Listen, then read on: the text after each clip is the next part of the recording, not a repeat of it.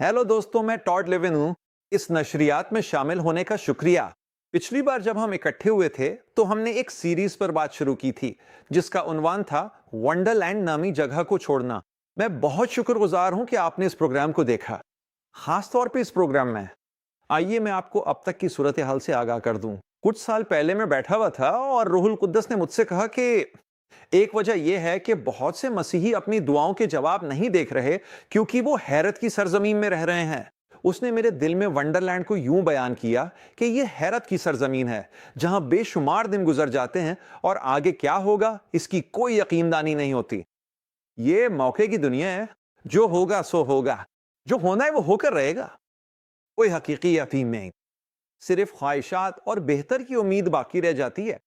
पिछली बार जब हम इकट्ठे हुए थे तो मैंने आपकी तवज्जो दो खास आयात की तरफ दिलाई थी, एक याकूब के पहले बाब में और दूसरी गलतियों के छठे बाब में। याकूब के पहले बाब में याकूब ने बहुत वाज़े तौर पर रूहुल कुदस के इल्हाम के तहत ऐलान किया कि जब भी हम खुदावन के पास आएं, अगर हम उससे दुआ में रुजू करें, अगर हमें हिकमत चाहिए और हम मांगें तो ये ज़रूर ईमान के साथ मांगें। अगर ये ईमान में नहीं है तो हमें कुछ भी नहीं मिलेगा, क्योंकि हम दो रुखी सोच रखता है।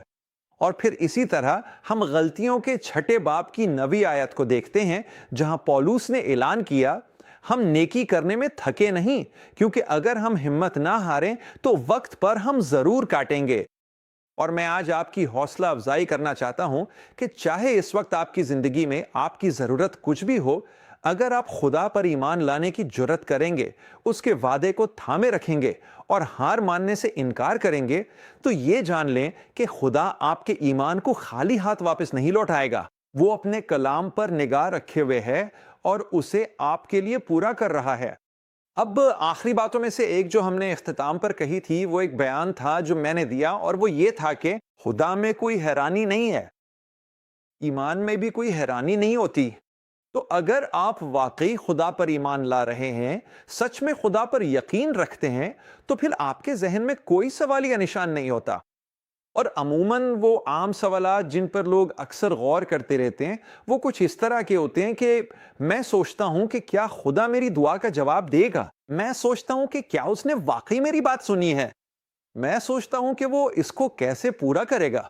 और फिर जाहिर है सबसे बड़ा सवाल ये होता है कि मैं सोचता हूं कब, ये सूरत हाल कब बदलने वाली है, मेरे फायदे के लिए, मेरी बेहतरी के लिए। मेरा शौहर कब निजात पाएगा, मैं कब कर्ज से आजाद हूं, मैं कब शिफा पाऊंगा, मुझे ये दवा कब मिलेगी, मुझे कब अच्छी रिपोर्ट मिलेगी। देखें, ये वो हैरानी की सरजमीन है जहां आज बहुत से मसीही लोग ठहरे हुए हैं, और ये बहुत मुमकिन है कि ये आपकी ही अक्कासी करता हो। मैं खुदा पर ईमान रखता हूं कि इस नशरियात के इख्तिताम तक अगर आप भी हैरानी की सरजमीन में खेमा जन हैं, तो आप अपने खेमे की मीखें निकालेंगे, खेमा हटा देंगे और खुदा के कलाम की वादा शुदा सरजमीन में दाखिल हो जाएंगे। तो पिछली बार जब हम इकट्ठे थे, मैंने आपको कुछ मिसालें देना शुरू की थीं ताकि ईमान और महज उम्मीद या खुश फहमी के दरमियान वाज़ेह फर्क बयान किया जा सके। आपके पास एक फर्द आता है दुआ के लिए और आप उससे पूछते हैं कि आप यकीन रखते हैं कि जब मैं आप पर हाथ रखूंगा तो आप अपनी शिफा हासिल कर लेंगे। और उनका जवाब कुछ इस तरह होता है, खैर उम्मीद तो है, अगर मुझे कुछ मिला तो मैं आपको 1 मिनट में बता दूंगा। आगे बढ़े और दुआ करें। मैंने अपनी उंगलियां क्रॉस कर रखी है। ते मेरे दोस्त, ये ईमान नहीं है, ये ख्याली दुनिया है, ये हैरतों की सरजमीन है, ये सिर्फ ख्वाहिशात और बेहतर की उम्मीद है। कुछ साल पहले मैं रियासत पेंसिल्वेनिया में एक मीटिंग कर रहा था, एक इतवार की रात, और एक औरत दुआ के लिए आगे आई। दर हकीकत मैंने कहा था इतवार की रात, ये इतवार की सुबह की, और वो दुआ के लिए आगे है। और मैंने इससे पूछा कि उसकी हालत क्या है, वो क्या लेने आई थी, और उसने मुझे अपनी बीमारियों की तफसील बताना शुरू कर दी, यानी अपने जिस्म के मुख्तलिफ हिस्सों के नाम लेने लगी जो मुतासिर थे और जिन्हें शिफा की जरूरत थी। और मैंने कहा, बहन क्या आप अपनी शिफा हासिल करने के लिए तैयार हैं? और उसने बड़ी वजाहत के साथ मेरी तरफ देखा और उसने कहा, दुआ करने से पहले मैं आपको इस बात से आगाह करना चाहती हूं कि बहुत से लोग, दूसरे लोग पहले ही मुझ पर हाथ रख चुके हैं और इससे मेरी जिंदगी में कोई फर्क नहीं पड़ा। खैर, मैं बिल्कुल हैरान रह गया कि वो इतनी जुर्रत के साथ ये बात पूरी जमात के सामने बयान कर रही है, चाहे हकीकत यही क्यों ना हो। आखिर वो इतनी बड़ी बात क्यों करेगी? और मैंने उसकी तरफ देखा। मैंने कहा, एक मिनट रुकिए। सब लोग आपने कहा कि दूसरों ने आप पर हाथ रखा है। उसने कहा, सब ने मुझ पर हाथ रखा है। उसने वजाहत की, सिर्फ बहुत से लोगों ने नहीं। उसने कहा, सब ने मुझ पर हाथ रखा है। जितने भी मेहमान मुकर्ररीन यहाँ आए हैं, चर्च के रहनुमा, बुजुर्ग, सबने पहले ही मेरे लिए दुआ की है। कोई तब्दीली नहीं आई। और मैंने उसकी तरफ देखा और कहा, अच्छा मुझे सिर्फ तजस्सुस है, मेरा नंबर कौन सा होगा? उसने कहा, मैं समझ नहीं पाई। मैंने कहा, अच्छा आपने कहा कि सब ने पहले ही आपके लिए दुआ की है, कतार में मेरा नंबर कौन सा होगा? क्या मैं खुशकिस्मत नंबर 35 हूं? और उसने मेरी तरफ देखा और कहा, मैं नहीं जानती आपका नंबर कौन सा है। और मैं ये सब सिर्फ उसे जगाने के लिए कह रहा था। मैंने उससे पूछा, क्या आप आज सर्विस में थी? उसने कहा, जी हाँ। क्या आप पूरी सर्विस में मौजूद थी? जी हाँ। क्या आप सो गई थी? नहीं, मैं नहीं सोई थी। क्या आप देर से आई थी? नहीं, मैं देर से नहीं आई थी। क्या आपने मेरी कही हुई हर बात सुनी? जी हाँ, मैंने सुनी। दर हकीकत मैं यही खास पैगाम दे रहा था जो आप इस वक्त सुन रही हैं, जिसका उन्वान है वंडरलैंड नामी जगह को छोड़ना। और मैंने कहा, क्या आप इस पर यकीन रखती हैं? उसने कहा, जी हाँ, मैं यकीन रखती हूँ। मैंने कहा, तो फिर हमारे लिए आगे बढ़ने का कोई फायदा नहीं। मुझे पहले ही बिल्कुल मालूम है कि क्या होने वाला है। अगर मैं आप पर हाथ रखकर दुआ करूं, वो कहती है, ठीक है आप करें। आपको ये कैसे मालूम होगा? मैंने कहा, आपकी गवाही की बुनियाद पर। मैंने कहा, मसला खुदा की तरफ से नहीं है, ये आपकी तरफ से है। आपको उसकी बात पर यकीन करने में मुश्किल पेश आती है। तो अगर आप यहां खड़े होकर इस बारे में सोचना चाहती हैं और खुदावंद के सामने दुरुस्त होना चाहती हैं, तो आपको इसकी इजाजत है। लेकिन मेरे लिए आप पर हाथ रखने का कोई फायदा नहीं, क्योंकि आप यहां से बिल्कुल वैसी ही जाएंगी जैसी आई थी। वो कुछ हैरान सी नजर आई, कम से कम इतना तो था कि वो चौंक गईं। और मैंने उन्हें कुर्बानगाह पे अकेला छोड़ दिया। मैं दुआ की कतार में आगे बढ़ा और बाकी सब लोगों की खिदमत की। और आखिरकार मैंने देखा कि जब मैं आखिरी फर्द तक पहुंचा, तो वाकई वो अब भी कतार में खड़ी हैं। और मैं एक बार फिर उसके पास गया और मैंने कहा, बहन, मैंने देखा कि आप अभी तक यहाँ हैं। उन्होंने कहा, जी हाँ, मैं हूं। मैंने कहा, आप अभी तक यहाँ क्यों हैं? उन्होंने कहा, क्योंकि आप बिल्कुल ठीक कह रहे हैं। उन्होंने कहा, मसला खुदा के पास नहीं है, मसला मेरे पास है। और मुझे सीखना है कि उसके कलाम पर ईमान लाऊं, उसके कलाम को सच मानूं, उस पर भरोसा करूं। तो बराह करम आगे बढ़े, अपने हाथ मुझ पर रखिए और मैं अपनी शिफा हासिल कर लूंगी। उस सूरत में मैं अपने हाथ आगे बढ़ाकर उस खास खातून को खुदा की शिफा देने वाली ताकत मौसर तरीके से पहुंचा सका। हम्द है खुदा की। देखें, बहुत से ईसाइयों के जहन में ये ख्याल या सोच होती है कि खुदा के कलाम का इकरार करना ईमान के बराबर है, और ये हकीकत से बिल्कुल दूर है, क्योंकि इकरार और ईमान एक ही चीज नहीं है। ये एक ही सिक्के के दो रुख हो सकते हैं, लेकिन इनके अलग अलग पहलू हैं। एक तरफ ईमान है और दूसरी तरफ इकरार है, और इन सब का अपना अपना किरदार है। लेकिन आखिर में इकरार ईमान नहीं है। आप हकीकत में खुदा के कलाम का इकरार करते रहें, चाहे आपका चेहरा नीला पड़ जाए, फिर भी आपको कोई नतीजा ना मिले। भाई लीवन, क्या आपको याद नहीं कि यसु ने मरकज बाब 11 आयत 23 में क्या कहा था? अच्छा, मैं बहुत खुश हूं कि आपने ये आयत पेश की। तो आइए इसे मिलकर गौर से देखते हैं। यहां ये लिखा है, क्योंकि मैं तुमसे सच कहता हूं कि जो कोई इस पहाड़ से कहे कि तू उखड़ जा और समंदर में जा पड़, और अपने दिल में शक न करे, बल्कि यकीन करे कि जो कुछ वो कहता है वो हो जाएगा, तो जो कुछ वो कहेगा वो उसके लिए हो जाएगा। हम्द खुदावन की। क्या आपने गौर किया कि इस बयान में एक शर्ती जुज़ भी था? यसु ने यह नहीं कहा कि तुम जो चाहोगे वो तुम्हें मिल जाएगा। उन्होंने इस बयान की वजाहत की और कहा कि तुम्हें यकीन करना होगा कि जो कुछ तुम कहते हो वो हो जाएगा, तब तुम्हें वो सब कुछ मिलेगा जो तुम कहोगे। देखें, ईमान ही वो शर्ती जुज़्व है। दर हकीकत इब्रानियों की किताब के 4 बाब और दूसरी आयत में लिखा है, क्योंकि हमारे साथ भी खुशखबरी सुनाई गई जैसे उनके साथ, लेकिन जो कलाम सुनाया गया वो उनको फायदा ना दे सका। क्यों नहीं? क्योंकि सुनने वालों ने उसे ईमान के साथ नहीं मिलाया था। इससे हमें क्या सबक मिलता है? आपको खुदा के कलाम के साथ ईमान को मिलाना होगा। भाई, मैं तो समझता था कि ईमान सुनने से आता है और सुनना खुदा के कलाम से। जी हां, बिल्कुल। ईमान मौजूद है हर बार जब हम खुदा का कलाम सुनते हैं, अपने कानों पर बयान करते हैं। यह बिल्कुल सच है। لیکن اس کا مطلب یہ نہیں ہے کہ ایمان آپ کے اندر سے اوپر نیچے کود رہا ہے. ایمان بڑھا ہوا ہے، ایمان آپ کے سامنے پیش کیا جاتا ہے، لیکن کیا آپ تک پہنچنے اور وصول کرنے کے لیے تیار ہیں؟ کیا آپ خدا کے کلام کو سچائی کے طور پہ قبول کرنے کے لیے تیار ہیں؟ کیونکہ یہی فرق پڑتا. آپ خدا کے کلام کا اقرار کر سکتے ہیں علمی نقطہ نظر سے، شاید اس لیے کہ آپ نے یہاں اوپر آیت کو حفظ کر رکھا ہے، لیکن اگر یہ آپ کے دل سے، ایمان سے بھرے دل سے نہیں بولا جا رہا تو آپ کو وہ نتائج نہیں ملیں گے جن کی آپ خواہش رکھتے ہیں. میں آپ کی حوصلہ افزائی کرنا چاہتا ہوں، خود کو دھوکہ نہ دیں. یہی وہ مسئلہ ہے جس میں بہت سے لوگ پھنس جاتے ہیں. وہ سمجھتے ہیں کہ وہ ایمان میں ہے، حالانکہ وہ ایمان میں نہیں ہوتے. اور اگر آپ سمجھتے ہیں کہ آپ ایمان میں ہیں کسی بھی چیز کے بارے میں، یہ آپ کی زندگی میں بہت مہنگا، حتیٰ کہ جان لیوا بھی ثابت ہو سکتا ہے اگر آپ سمجھتے ہیں کہ آپ ایمان میں ہیں لیکن حقیقت میں آپ ایمان میں نہیں ہیں. مثال کے طور پر میں آپ کو ایک مثال دیتا ہوں. ایک مسیحی جو ہر صحیح اقرار کرتا ہے، اسے جسم میں کینسر جیسی بیماری کی تشخیص ہو جاتی ہے اور پھر بھی وہ شفا کی تمام آیات جانتا ہے. وہ انہیں آگے پیچھے زبانی سنا سکتا ہے، وہ انہیں یونانی زبان میں بھی سنا سکتا ہے اور بائبل کے 4 مختلف تراجم میں بھی سنا سکتا ہے، لیکن پھر بھی وہ مر جاتے ہیں.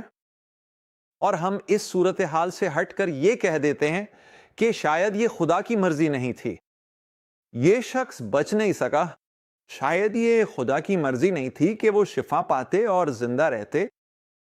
ایک بار پھر میں کوئی نیا موضوع نہیں چھیڑنا چاہتا، لیکن دوسری طرف برائے کرم ایک لمحے کے لیے میرا ساتھ دیں. شفا کبھی بھی لوگوں کے نتیجے پر مبنی نہیں تھی. شفا انسانی تجربے پر مبنی نہیں ہے. شفا مکمل طور پر اس بات پر مبنی ہے جو یسوع نے ہمارے لیے 2000 سال پہلے کیا تھا، یعنی یہ حقیقت کہ اس نے خود ہماری کمزوریاں اٹھا لیں، ہماری بیماریاں برداشت کیں اور اس کے جسم پر جو کوڑے لگے ان کے وسیلے سے ہمیں شفا ملی. یہی وہ بنیاد ہے جس پر شفا قائم ہے. یہ اس بات پر مبنی نہیں ہے کہ کوئی شفا پاتا ہے یا شفا نہیں پاتا. دیکھیں، یہ اس بات پر مبنی ہے جو یسوع مسیح نے ہمارے لیے کیا.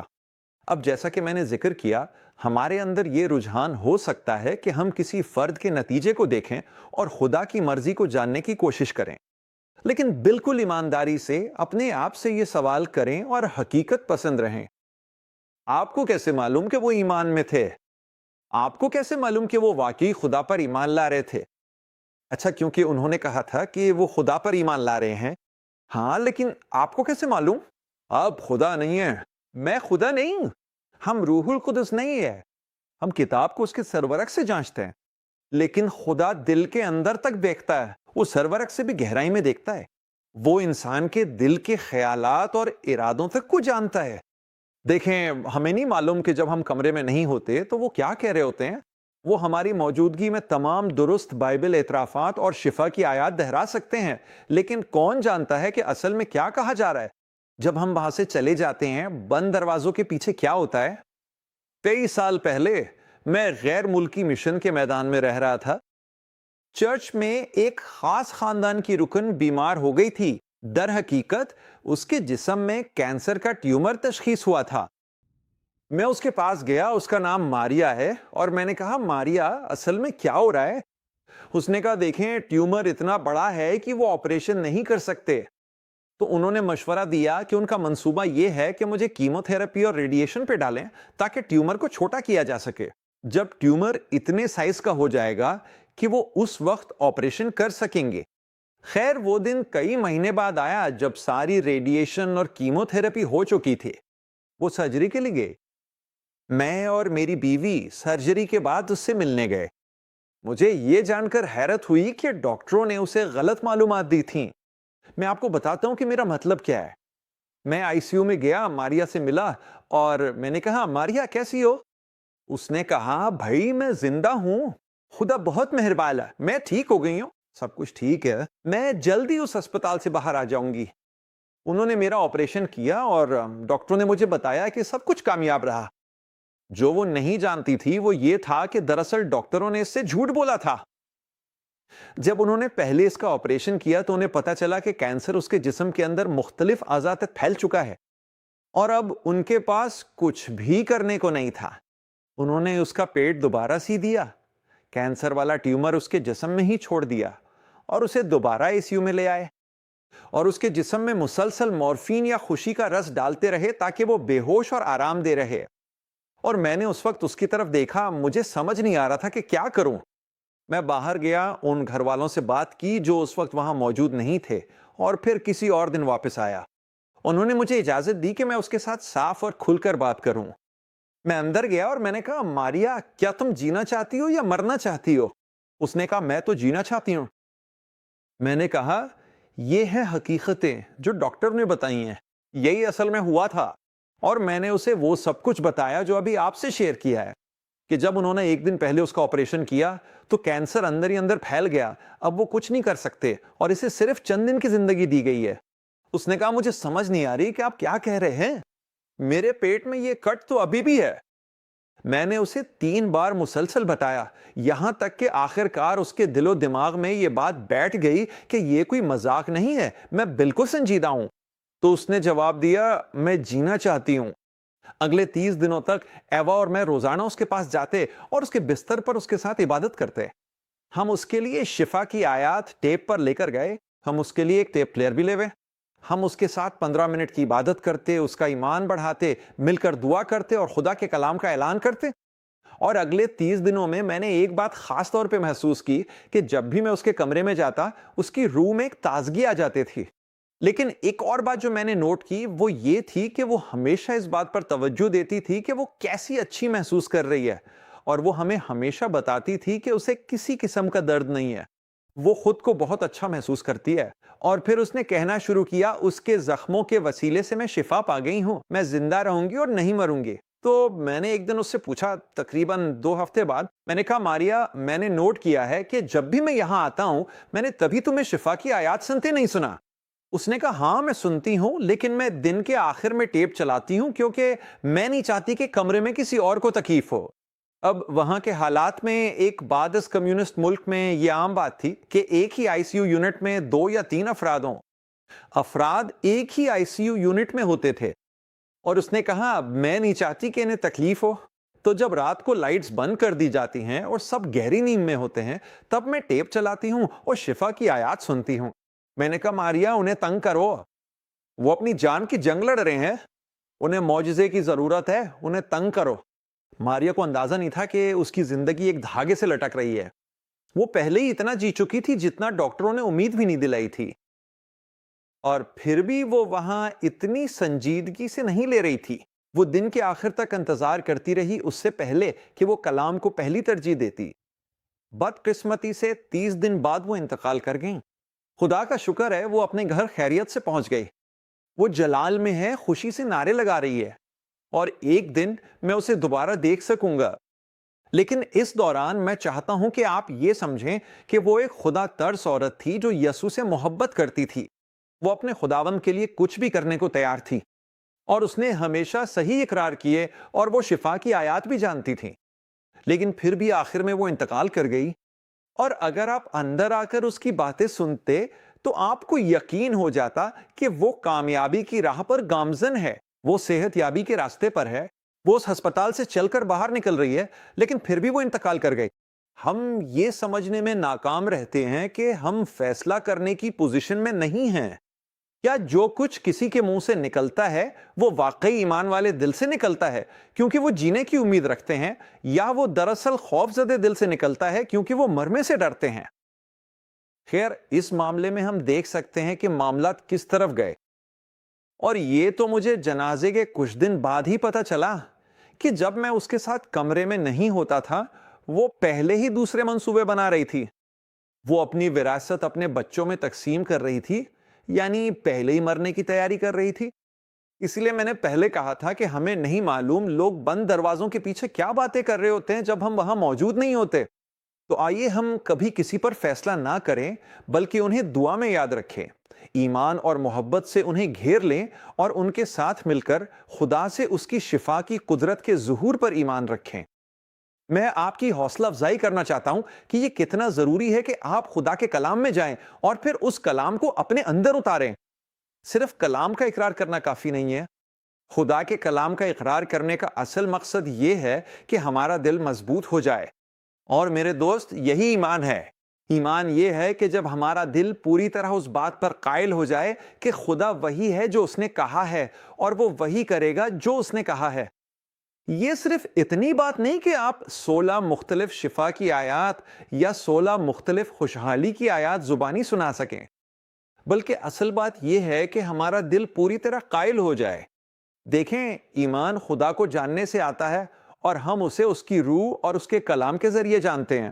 یسوع نے کہا، اگر تم مجھ میں قائم رہو اور میرا کلام تم میں قائم رہے، یوحنا 15:7، تو پھر جو چاہو مانگو اور وہ تمہارے لیے ہو جائے گا۔ اصل بات یہ ہے کہ ہم کلام میں آئیں اور پھر کلام ہمارے اندر آ جائے۔ یہ کبھی کبھی مشکل ہو جاتا ہے، خاص طور پر جب زندگی میں اتنی ساری توجہ بٹانے والی چیزیں اور روزمرہ کی ذمہ داریاں ہوتی ہیں، لیکن اصل مقصد یہی ہے، اور کلام میں آنے کا مقصد بھی یہی ہے کہ کلام ہمارے اندر آ جائے۔ دیکھیں، ایمان میں ہونا یہ ہے کہ ہم اس بات پر پوری طرح قائل ہوں جو خدا نے اپنے کلام میں کہی ہے، باب اور آیت کے ساتھ، یہاں تک کہ آپ اس کے پورا ہونے کو دیکھ سکیں۔ اور اگر آپ اس کے پورا ہونے کو دیکھ سکتے ہیں تو زیادہ دیر نہیں لگے گی، یہ ضرور پورا ہوگا۔ جیسا کہ انسان اپنے دل میں سوچتا ہے ویسا ہی وہ ہوتا ہے۔ دیکھیں، خدا کا کلام اس سرنگ کے آخر میں روشنی لے آتا ہے۔ خدا کا کلام بصیرت پیدا کرتا ہے۔ خدا کا کلام دکھاتا ہے کہ ہاں، امید ہے۔ ہلیلویا۔ اب ایمان ایک زبان کی طرح ہے، اور جب تک آپ کے ارد گرد کے لوگ وہی زبان نہ بولیں تو جو لوگ اس سے ناواقف ہیں ان کے لیے ہماری بات سمجھنا کافی مشکل ہو جاتا ہے۔ میری بیوی چیک ریپبلک سے ہے، وہاں کی مادری زبان چیک ہے۔ اگر آج وہ یہاں اس ممبر کے پیچھے میری جگہ کھڑی ہوتی اور اپنے وطن کی زبان میں خدا کا کلام سکھا رہی ہوتی تو یہ بات ایک کان سے سن کر دوسرے سے نکل جاتی، سوائے اس کے کہ آپ بھی وہی زبان بولتے ہو۔ ایمان بھی کچھ ایسا ہی ہے، اور اکثر اوقات ہمارے ارد گرد جو لوگ خدا کے کلام سے ناواقف، جاہل یا غیر تعلیم یافتہ ہوتے ہیں، وہ بھی وہی زبان نہیں بولتے۔ مثال کے طور پر میں آپ کو ایک بات بتاتا ہوں۔ فرض کریں کہ ایک شخص ہے جو اپنے جسم میں ایک لا علاج بیماری سے لڑ رہا ہے۔ وہ ایک مقامی چرچ جاتا ہے، وہ وہاں 35 سال سے رکن ہے، اور ایک دن چرچ کے بعد ایک بھائی اس کے پاس آتا ہے اور کہتا ہے، بھائی سب کچھ کیسا چل رہا ہے؟ آپ کی طبیعت کیسی ہے؟ ڈاکٹر نے کیا کہا؟ میں چاہتا ہوں کہ آپ جان لیں ہم آپ کے ساتھ ہیں، چاہے انجام کچھ بھی ہو، ہم آخر تک آپ کے پیچھے ہیں۔ اوہ، معاف کیجیے گا، کیا یہ منفی نہ لا؟ میں تو صرف آپ کی حوصلہ افزائی کے لیے یہاں ہوں، مجھے معاف کر دے۔ دیکھیں، لوگ اکثر اس بات میں زیادہ دلچسپی رکھتے ہیں کہ ہم کیسا محسوس کرتے ہیں، اس کے مقابلے میں کہ ہم کیا یقین رکھتے ہیں، اور جو ہم یقین رکھتے ہیں وہ اس سے زیادہ اہم ہے کہ ہم کیسا محسوس کرتے ہیں۔ بہرحال، اگر آپ کو کبھی یہ محسوس ہو کہ آپ انہیں اپنے جذبات بتانا چاہتے ہیں تو اسے الزام نہ سمجھے۔ کسی کو یہ بتانے میں کوئی حرج نہیں کہ آپ کیسا محسوس کرتے ہیں جب تک آپ وہیں رکتے نہیں۔ جب آپ کسی کو بتا دیں کہ آپ کیسا محسوس کرتے ہیں تو میں چاہتا ہوں کہ آپ اس سے تھوڑا آگے بڑھیں، پھر انہیں بتانا شروع کریں کہ آپ کیا یقین رکھتے ہیں، کیونکہ اصل معاملہ آپ کی یقین کا ہے۔ مثال کے طور پہ، چھوٹے بھائی، تم جاننا چاہتے ہو کہ میں کیسا محسوس کر رہا ہوں؟ ٹھیک ہے، میں تمہارے سامنے بالکل سچ بولوں گا۔ مجھے پچھلے 3 دن سے دست لگے ہوئے ہیں، میں نے 48 گھنٹے سے نیند نہیں کی، میرا جسم مسلسل درد میں ہے، دوائی اثر نہیں کر رہی، مجھے لگتا ہے جیسے مجھے مارا پیٹا گیا ہو، اور یہ بالکل بھی بہتر نہیں ہو رہا۔ یہ ہے میرا حال۔ لیکن اب جب میں نے تمہیں اپنے احساسات سے آگاہ کر دیا ہے تو اب سنو کہ میں کیا یقین رکھتا ہوں، کیونکہ میرا یقین میرے احساسات سے زیادہ اہم ہے۔ میں خروج 15:26 پر یقین رکھتا ہوں کہ وہ ہے۔ یہوہ رافع میرا شفا دینے والا ہے۔ زبور 107:20 کے مطابق اس نے کلام بھیج کر مجھے شفا دی۔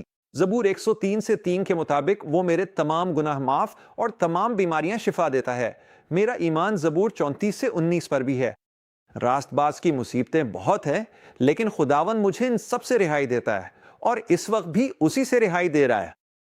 میں یسیہ 53 آیت 4 اور 5 پر یقین رکھتا ہوں، جو اعلان کرتی ہے کہ وہ میری خطاؤں کے سبب زخمی ہوا، میری بدکاریوں کے لیے کچلا گیا، اور میری سلامتی کے لیے جو سزا ضروری تھی وہ اس نے برداشت کی، اور اس کے مار کھانے سے میں شفا پایا ہوں۔ میں متی 8:16 اور 17 پر یقین رکھتا ہوں، جس میں لکھا ہے کہ جب شام ہوئی تو اس نے اپنے کلام سے بدروحوں کو نکالا، اور اس نے سب بیماروں کو شفا دی، تاکہ وہ بات پوری ہو جو نبی یسیاہ کے ذریعے کہی گئی تھی کہ اس نے خود ہماری کمزوریاں لے لیں اور ہماری بیماریاں اٹھا لیں۔ میرا ایمان پہلا پطرس رات کے 2:24 پر ہے، جس کے مطابق اس نے اپنے بدن میں ہمارے گناہ صلیب پر اٹھا لیے تاکہ ہم گناہ سے مر کر راست بازی کے لیے جئیں۔ اس کے زخموں سے میں نے شفا پائی، شفا پا کر شفا یافتہ ہوں۔ عبرانیوں 13:8 پر ایمان رکھتا ہوں۔ یسوع مسیح کل، آج اور ہمیشہ یکساں ہیں۔ میں مرکز 16:18 پہ یقین رکھتا ہوں۔ مجھ پر ہاتھ رکھے گئے ہیں اور میں صحت یاب ہو رہا ہوں۔ میں ایمان رکھتا ہوں۔ ملاکی 3:6 میں خداوند ہوں اور میں تبدیل نہیں ہوتا، یہی میرا ایمان ہے۔ اب وہ شاید سوچیں کہ آپ کچھ زیادہ شدت پسند یا کچھ زیادہ جنونی ہے، لیکن یہ ٹھیک ہے۔ آپ کی زندگی داؤ پہ لگی ہوئی ہے۔ انہیں یہ بتانے سے نہ گھبرائیں کہ آپ کیسا محسوس کرتے ہیں، اور اسی طرح لوگوں کو یہ بتانے سے بھی نہ ڈریں کہ آپ کیا ایمان رکھتے ہیں، کیونکہ اصل میں آپ کا ایمان ہی اصل معاملہ ہے۔ اب آج کا بڑا سوال یہ ہے کہ بھائی میرا مقررہ سیزن کب ہے؟ مجھے کب تک خدا پر یقین رکھنا ہے؟ کب تک میں کامیابی فتح دیکھتا ہوں؟ کب تک بھائی؟ جواب اتنا واضح ہے جتنا وقت لگتا ہے۔ آپ کو فاصلہ طے کرنے کے لیے تیار رہنا ہوگا۔ جتنا وقت لگتا ہے، آپ کو بلڈاگ کی سختی کرنی ہوگی اور کہنا ہوگا لارڈ میں یہاں طویل سفر کے لیے ہوں، اور آپ کو اپنے دل کو اس حد تک تائل کرنا ہوگا کہ آپ کہیں میں یقین کرتا ہوں کہ آپ وہی ہیں جو آپ نے کہا ہے کہ آپ ہیں، اور آپ بالکل وہی کریں گے جو آپ نے کہا ہے کہ آپ کریں گے۔ آپ ایک 3 سالہ بچے کو لے لیں جو ایک انتہائی امیر خاندان میں پیدا ہوا ہے اور ساری جائیداد کا وارث ہے، ساری گاڑیاں، حویلیاں، پیسہ، سب کچھ۔ اسے اپنی زندگی میں کبھی انگلی تک اٹھانے کی ضرورت نہیں پڑے گی، لیکن پھر بھی اتنی کم عمری میں، 3 4 5 سال کی عمر میں، وہ کبھی بھی اپنی وراثت سے لطف اندوز نہیں ہو سکے گا یا اس پر حق جتا نہیں سکے گا جب تک کہ وہ بڑا نہ ہو جائے اور بالغ نہ ہو جائے۔ اور میں یہ نہیں کہہ رہا کہ آپ کو فتح میں چلنے سے پہلے یسوع کے ساتھ 25 سال چلنا ضروری ہے، بالکل بھی نہیں۔ جو میں کہہ رہا ہوں وہ یہ ہے کہ آپ کو اپنی زندگی میں اس مقام تک پہنچنا ہوگا کہ آپ کا دل مکمل طور پر قائل ہو جائے کہ خدا وہی ہے جو اس نے کہا ہے کہ وہ ہے، اور وہ وہی کرے گا جو اس نے کہا ہے کہ وہ کرے گا۔ یہ آپ کے لیے کتنا وقت لے گا مجھے نہیں معلوم۔ شاید آج کا یہ پیغام آپ کو دوسری طرف لے جانے کے لیے کافی تھا، لیکن جتنا زیادہ آپ کلام میں رہیں گے اتنی ہی جلدی کلام آپ کے اندر اتر جائے گا، اور جتنی جلدی آپ کا دل مکمل طور پر قائل ہو جائے گا کہ خدا وہی ہے جو اس نے کہا ہے، اور وہ وہی کرے گا جو اس نے کہا ہے کہ وہ کرے گا۔ ہلیلویا! حوصلہ رکھو میرے دوست، حوصلہ رکھو۔ خدا نے آپ کے لیے ایک معجزہ رکھا ہے۔ کیا آپ مجھے اجازت دیں گے کہ میں آج کے پروگرام کے اختتام پر آپ کے لیے دعا کروں؟ اے باپ، تیرا شکر ہے میرے دوست کے لیے جس نے اس نشریات کو سنا۔ میں دعا کرتا ہوں اے خداوند کہ تو اس کلام کو ان کے دلوں اور ذہنوں میں ثبت کر دے۔ ان کی مدد فرما کہ وہ تیرے کلام پر عمل کرنے والے بنے، صرف سننے والے نہ رہیں، اور شیطان ابھی اسی وقت ان سے اپنے ہاتھ ہٹا لے۔ میں انہیں یسوع کے نام پر آزاد اور رہا کرتا ہوں۔ اے باپ، تیرا شکر ہے کہ تو نے اپنا کلام بھیجا، زبور 107 باب 20 آیت، شفا کا تیرا کلام، رہائی کا تیرا کلام، طاقت اور قدرت کا تیرا کلام، اور حوصلہ افزائی کا کلام ابھی اسی وقت جہاں وہ ہیں یسوع کے نام پر ان تک پہنچے۔ جسم یسوع کے نام پر شفا پائے اور مکمل ہو جائے۔ تکلیف، گٹھیا، درد، بے آرامی، بے ترتیبی، بیماری، یسوع کے نام پر دور ہو جاؤ۔ اے باپ، تیرا شکر ہے کہ تو نے انہیں آزاد کیا۔ ہمیں یقین ہے کہ ہم تیرے غالب نام میں حاصل کرتے ہیں۔ خدا آپ کو خوش رکھے دوست۔ اگلی بار تک یاد رکھیں وہ اپنے کلام پر نظر رکھے ہوئے ہے، جس کی وجہ سے یہ آپ کی زندگی اور آپ کے حالات میں سامنے آئے گا۔